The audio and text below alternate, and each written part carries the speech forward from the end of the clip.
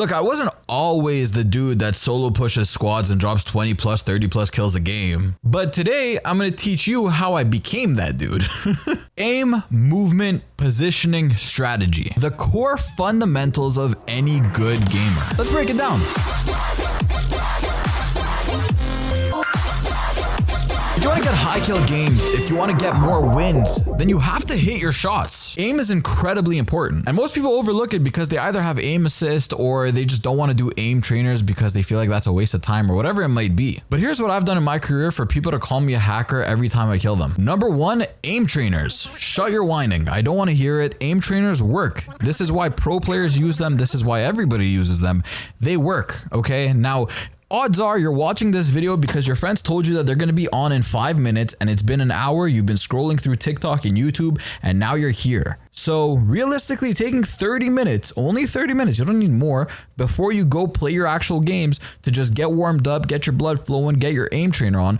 Try doing a quick 30-minute warm-up session every time before you play and tell me how much better you got in the comment section down below. So instead of scrolling through social media, might as well be training. Number two, hot drop. Now this one's a bit controversial, but I've used this one in Call of Duty, Fortnite, Apex, every game that I've played because I find it does two things. Number one, it helps your aim, but it also teaches you the mechanics, the movement, and everything else about the game. Basically, in every game, there's a certain place of the map where most people are going to drop. It's known as a hot drop. So what you want to do is keep dropping there and try to clear it out. Try to be the last one standing of that area. Now, these games might be a lot shorter. You might die a lot more often, but you're also going to get a lot better, a lot faster. Like in the OG Fortnite days, I kept dropping tilted until I'd clear out tilted every single game that I played and keep moving with a high kill game. It also gives you some momentum going forward for the rest of the game. So I find that that's something that actually makes me play better. So Vondel, I drop Market. Ashika, I'm dropping Farms. There's hot drops in every game and in every map that you play. Before I move on, I do have to preface this might tank your stats, so be aware of that and proceed with caution. Number three, put in the hours. The longest way to get better at any game is by putting in the time. Now, I've been playing Call of Duty since the OG Modern Warfare. I remember getting that game with my Xbox and just playing non-stop, so I've definitely put in my 10,000 hours, if not more, because I've been playing this game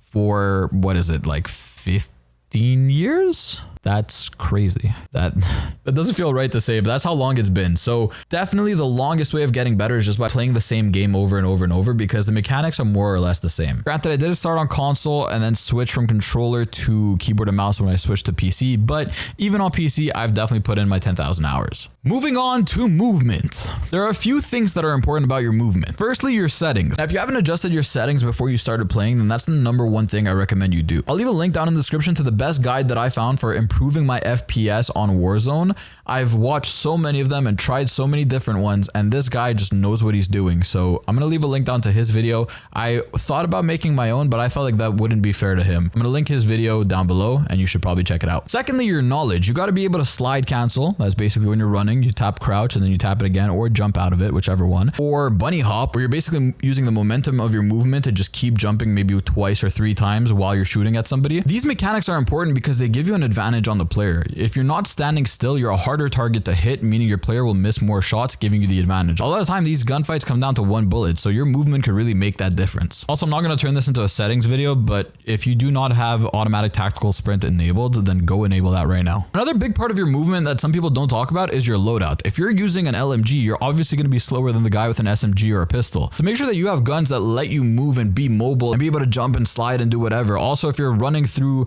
an open area, if you're crossing a street or whatever it is, then be sure to switch to your secondary, be sure to switch to your lighter gun or whatever it might be so you can move just a little bit faster and get out of being in such an exposed area for so long. Next topic, positioning. Headshot multipliers go crazy. So how can you get more headshots? Aim higher. Shout out to Pomage for that line. But for real, the easiest way to get more headshots is by having high ground. If you're looking down on an enemy, you're more likely to hit their head than anything else because that's the first thing that you see. And COD makes that easy for you because they have so many roofs that it's basically camping simulator if you're playing Kyrgyzstan. But remember, you have to place yourself strategically on every engagement. Don't ever be overexposed and try to limit how many areas you could possibly get shot from everywhere that you move. So even if you're moving towards a team, if you see that there is, let's say, garbage cans or whatever it might be that are blocking and they could defuse some shots or be some cover, then move to those, slide cancel towards that, and then peek through there.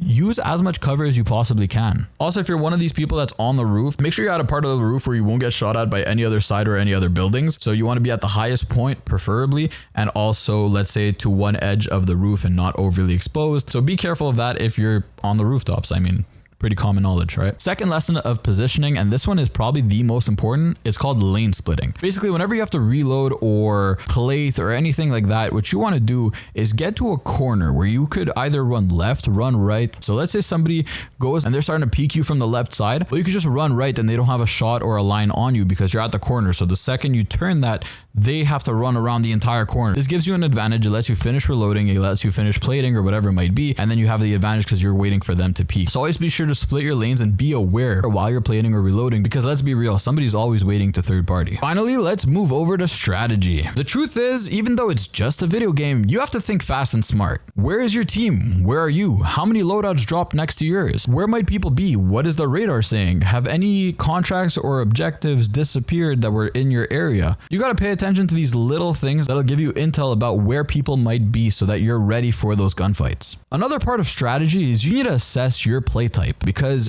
everybody plays the game a little bit differently. And that's 100% okay. So find a strategy that fits you. Some people drop on a scavenger early game, others drop on a bounty, others just go hot drop and push everybody. The point is, you need to find what's right for you and use UAVs as much as you can. The more intel you have, the better you'll be. Make sure your team is relatively close to you and be sure that you're able to be there if needed. Also, a little side note, when you die, don't just yell about dying. Instead, call out where the person might be or how low their health might be, because that gives your team an advantage.